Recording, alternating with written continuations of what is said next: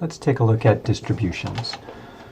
So we've talked about the word distribution before. It's how the data is spread out, how it's bunched together, and we usually display that in a graph called a histogram.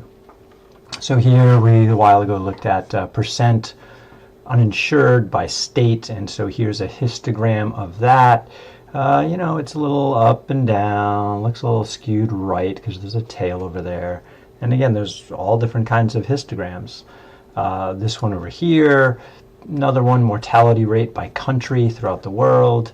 And you can see this one goes up, comes down, and is skewed to the right because there's more of a tail on the right side there.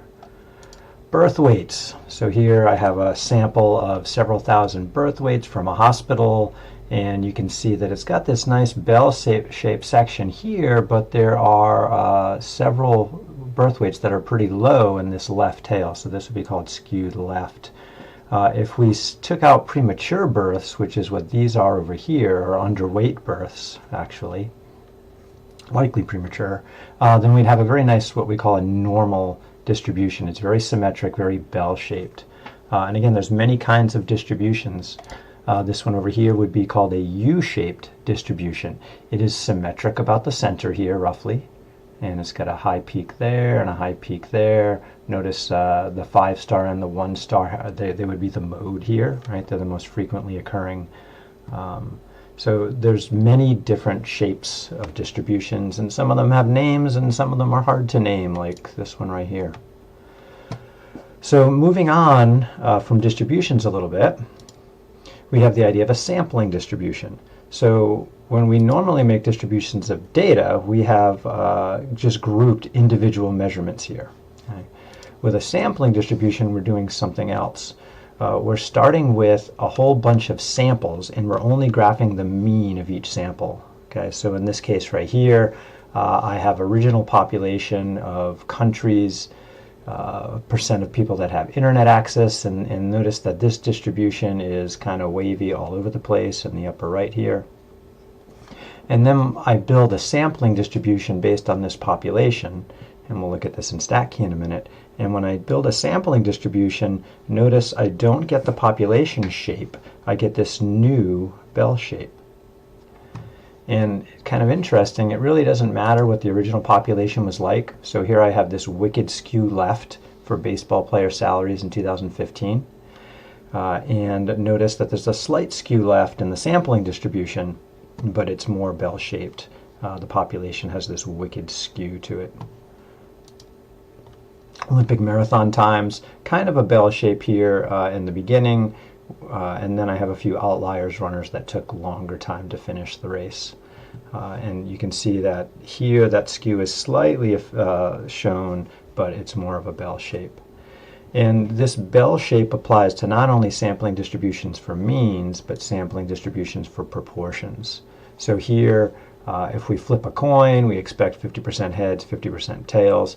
And so here what I have is I flipped a coin 100 times, or I had StatKey do it, and count how many heads there were. Right? Sometimes there's 50% heads, sometimes there's 60% heads, sometimes there's 40% heads. And I had StatKey do that 100 flips 8,000 times. And all I had to do is plot what's the fraction of heads each time. So 8,000 samples of 100, what's the proportion of heads? And that's what this graph represents right here. So this is a sampling distribution. Notice the bell shape. Another one, here we have rock and roll second edition female. And so what this is, the Rock and Roll Hall of Fame has a lot of inductees, and very few of those inductees are women. Most of them are male. And so a random sample from the inductee list had about 15, almost 16% of the inductees were female, not male. So if we do other random samples of size 50 from all of the people who were ever inducted into the Rock and Roll Hall of Fame, what percent are we going to find of those 50 people are women?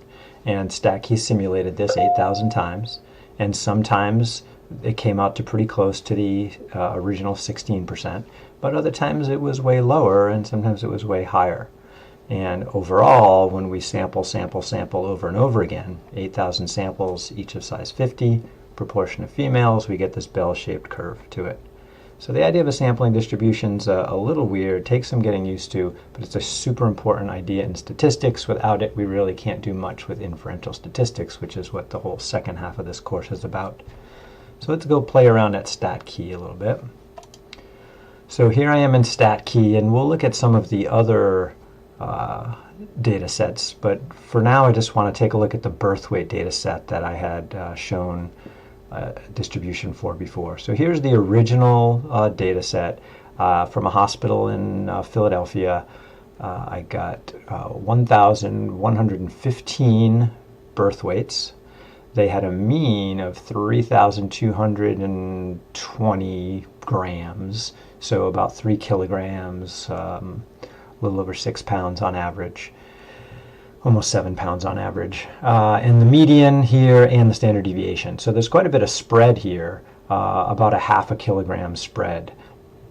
So about a pound is the standard deviation. Now, what I'm going to do is I'm going to choose the samples of size n. So I'm just going to randomly select one weight at a time from here. I'm just going to do that thousands of times. And what should happen is, as I just pick one person at a time over and over and over again, what I should see is a distribution that looks just like the original population distribution. Now, things change once you increase the population size. So I'm going to change the population size to, let's try 25, let's say. So now what I'm going to do is I'm going to get samples of size 25 from here. So again, what does StatKey do? If I generate a sample, it grabbed 25 birth weights from the population of birth weights here and plotted the mean. And I could do that again and again and again, and I can get all these different means down here. I could do that 10 at a time. Every one of these points here has a slightly different set of 25 birth weights from the population over here. Now, I'm going to do it thousands of times. And what's going to happen is the shape of the distribution is going to change a little. Now, it didn't change too much here at first glance. It looks a lot like this here. However, something really did change. Because I have a sample size here of 25 instead of one at a time, the range of values here has shrunk.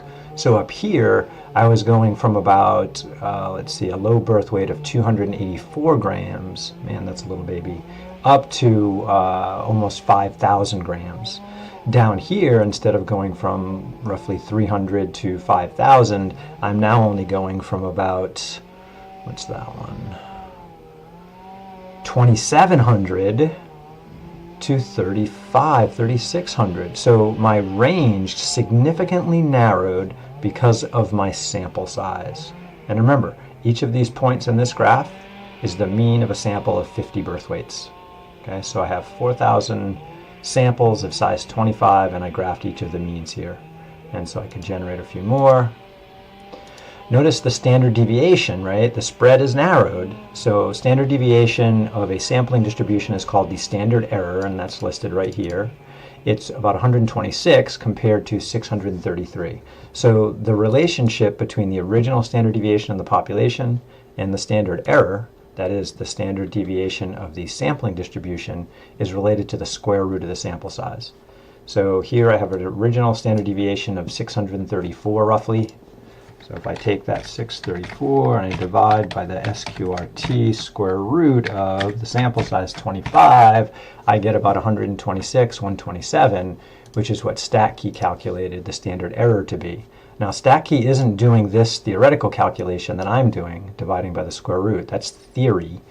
StatKey is actually looking at all of these measurements here, all of these averages, and running through the standard deviation calculation, which you saw way back in chapter 2.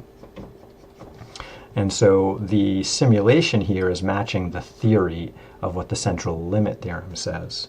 And basically the central limit theorem says is that the mean of your sampling distribution should be pretty darn close to the mean of the population.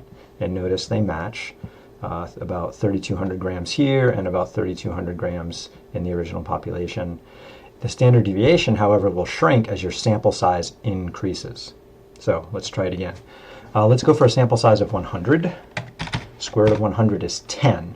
So when I run this simulation, what should happen is I should see the standard error, the average spread, should drop from 600 to 1/10 of that, or about 60. So let's give it a shot.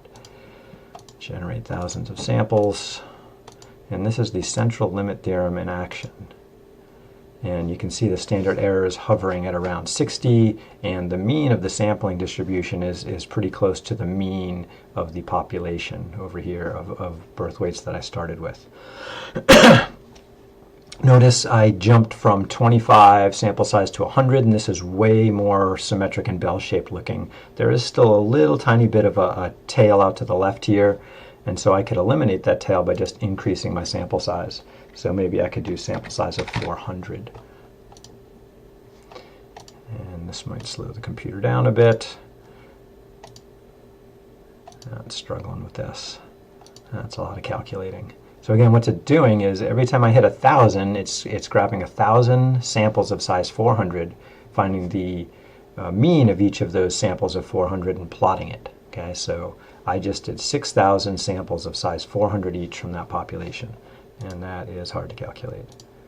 And so my old laptop would just die right now. My office computer is a little more powerful. Now notice the skew is just about gone here, and this is way more symmetric bell shape. So the central limit theorem says a few things. So let's go over it again. Central limit theorem says the mean of the sampling distribution is going to be about the same as the mean of the population. Now the problem is we don't usually know the mean of the population, so we can use this to help us figure that out. Other thing, the standard deviation of the sampling distribution, also called standard error, is going to be related to the standard deviation of the population, and that relationship is dividing by the square root of the sample size. Third thing from the central limit theorem is that the distribution of sampling means will look more normal if your sample size is large enough. Okay, and usually we want the sample size to be greater than 30. I went up to 400. Okay, so if I don't choose a big enough sample size, then I won't get a normal distribution is the problem. So let's look at a different data set. Let's get one that's very skewed, like the baseball players. So StatKey is starting me off with samples of size 10, and when I do that, because 10 is a very small sample size, I'm going to get a very skewed distribution that does not look normal enough. So then I up the sample size. So let's go for 100. Central limit theorem says that when I do repeated samples of size 100, the sampling distribution should have a mean that's about the same as the mean of the population data. So in this case, that would be 4.215. I believe those numbers are measured in millions, baseball player salaries from 2015. And the standard deviation will be smaller depending on the sample size. So square root of 100 is 10. If you take 5 and divide by 10, you get 1/2. So what I should see is I should have a very narrow spread for the data down here. The standard deviation, the standard error will be about 1/2 instead of 5. All right, let's run it.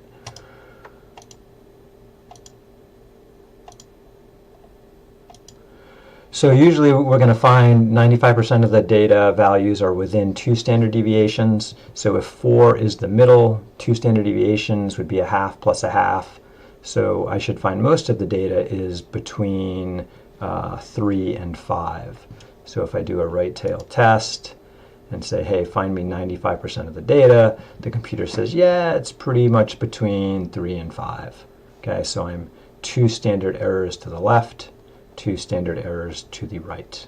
And notice that this looks pretty darn normal now compared to the original population. So that's what the central limit theorem is telling us. As your sample size gets bigger, the sampling distribution looks more normal.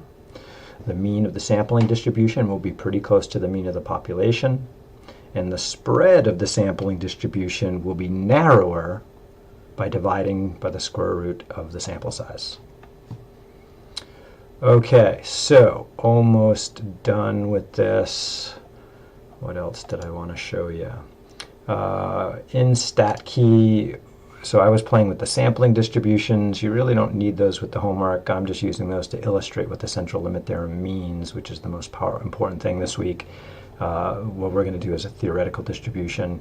And the 2 theoretical distributions we'll use for the next few weeks are normal and t. And they look a lot alike. So here's a normal distribution. It's called the standard normal because the mean is 0 and the standard deviation is 1. The t distribution needs to know the degrees of freedom, and that's always the sample size minus 1. So let's suppose we're doing samples of size 30, so the degrees of freedom would be 29 here. Okay. Now notice this t distribution looks a lot like the normal distribution. So a t is kind of sort of a normal distribution, but it's usually going to be a little more spread out. And that spread depends on the sample size. So both the normal distribution and the t distribution are related to the central limit theorem. And the sample size will affect the spread of a t distribution. We use a t distribution for a couple of reasons. It used to be used whenever you had a small sample. So if you didn't have 30 or more in your sample, you would use a t instead of a normal. It turns out that's kind of important, but not too important. The bigger reason we use a t distribution these days are if we don't know the population standard deviation. And bottom line is, if we're trying to estimate the population mean, how the heck are we going to know the standard deviation? We're not usually going to know that. So it turns out, although we're going to be doing some normal distribution calculations, especially for population proportions, when we're doing population means, we're going to use the t distribution instead. They'll have slightly different answers in the probabilities. So for example, let's just test that out here. So in a normal distribution, suppose I wanted to know what's the probability somebody has a z-score that's less than 2 standard deviations below. So that would be a left tail. And I would go set this here at -2 for the z-score. And the computer says it's about a 2.3% probability that someone has a z-score that's more than 2 standard deviations below the mean. So the x-axis here is z-scores, and these areas are probabilities. If I go do a similar calculation here, instead of calling them z-scores, we call them t-scores, but it's the same idea. I can do a left tail, and I can set this to -2, and here I get 2.7%, right? So the t distribution is a little bit more spread out. There's a little more meat in the tail than a normal distribution, right? 2 standard deviations below, normal says the probability is 2.3%. 2 standard deviations below and further, t distribution says it's about 2.7%. So they're similar but a little bit different.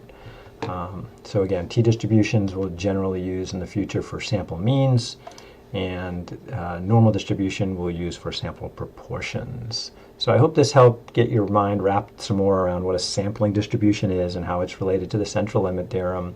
This is tough stuff. Keep up the good work. I'll see you later.